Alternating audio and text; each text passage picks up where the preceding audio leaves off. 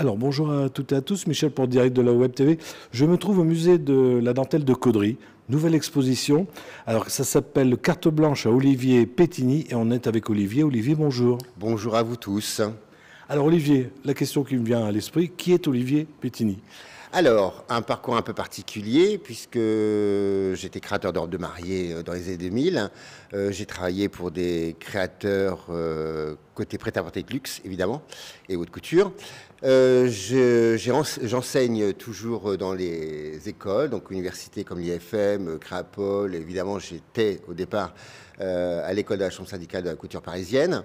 Et mon petit hobby, ben voilà, ça a été aussi, je continue à faire de la création pour le théâtre et je crée des costumes pour des pièces, pour un metteur en scène en particulier. Et la compagnie, c'est Les Enfants Terribles. Alors, là, vous êtes ici en exposition au musée. Alors, c'est spécifique. Marié 2.0, pourquoi Marié 2.0? On voulait parler de l'évolution du mariage depuis l'an 2000. Qu'est-ce qui s'est passé? Donc certes, il y a eu le mariage pour tous, mais il fallait en fait rebondir un peu plus sur le sujet, l'approfondir. Donc j'ai fait faire une étude sociologique. Il fallait aussi analyser maintenant comment on concevait le mariage, ce que voulaient les mariés. Donc c'est tout ce principe-là, tout cet univers que on a extrait les informations nécessaires pour la création en fait des vêtements. Donc vous allez voir aussi bien de la femme que de l'homme. Donc parce qu'en général, moi, je suis plutôt de la création féminine.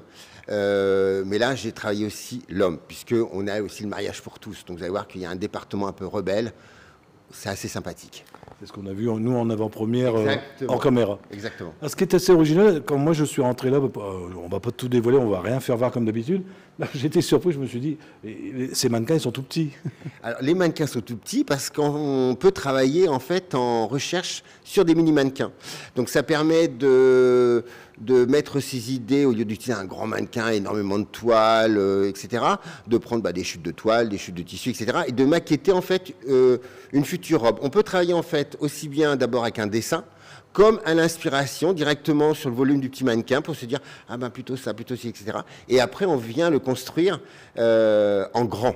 Voilà, parce que moi, en tant que professeur, j'apprends aux élèves à partir d'un croquis, de leur croquis, puisqu'ils ont aussi des projets personnels, de concevoir le modèle en 3D et en grand. Et l'apprentissage, effectivement, de l'aisance, etc., tout ce qui convient pour qu'on puisse bouger dans un vêtement s'il le faut. Donc c'est bien détaillé ce que vous faites avec. Alors, sans toujours dévoiler l'exposition, vous faites aussi la part belle au dentelier caudrésien. C'était un plaisir, un réel plaisir de revenir, puisque j'avais déjà fait une première carte blanche en 2008-2009 sur les dentelles noires pour Nuit Blanche. Et là, c'était un bonheur de revenir, de retourner chez tous les fabricants, d'aller dans leur showroom, de voir leurs dentelles, leur création de dentelles. Et c'était vraiment une source d'inspiration, puisque moi, j'avais besoin de voir la dentelle, parce que même si j'avais des idées déjà qui arrivaient, mais de concrétiser en fait les vêtements par la dentelle. Donc en fait, c'est la dentelle après qui m'a guidé et que je dessinais directement en fait les vêtements au showroom, sur place. Exposition qui va durer du 23 septembre au 23 août. Vous restez presque une année entière. Exactement. Je crois que je vais investir un petit appartement sur Caudry. Mais je vais revenir en fait tout le long de l'année pour faire des conférences. J'aurai le plaisir d'accueillir le public pour justement expliquer en fait tout le travail de création et de savoir-faire dans la mode. Oui, c'est ce qui est important parce que tout à l'heure vous faisiez la visite guidée et c'est important parce que les gens ne vont peut-être pas tout comprendre. Bon, il y a des petits films qui passent, oui, mais votre présence est indispensable. Pour avoir vraiment la conception complète d'un vêtement, c'est vrai que le mieux, c'est que le créateur parle. Le pourquoi, du comment, pourquoi j'ai fait ça, comment on fait ça. Et j'ai hâte de mettre au point justement une conférence avec un modèle choisi de l'exposition, de l'enlever du mannequin et de le montrer vraiment aux visiteurs pour expliquer comment on conçoit le vêtement, pourquoi les finitions, etc. Ce qui est important, c'est aussi l'intérieur et comment on conçoit le vêtement. Il faudra suivre le site du musée pour savoir quand vous serez là pour les expositions. Exactement. Est-ce qu'il est prévu un défilé dans cette année d'exposition? Alors, pas pendant la période d'exposition, mais évidemment à la fin, au démontage. On aura une date, sachant que l'exposition se termine le 23 août 2026. Ce sera fait vraiment dans le courant du mois de septembre, plutôt vers la fin du mois de septembre. Mais Olivier, merci. Je pense qu'on a fait le tour de ce que vous présentez ici et c'est très gentil à vous. Merci à vous. Merci à vous. Au revoir. Alors, si vous avez des amis qui n'ont pas Facebook, ça existe encore.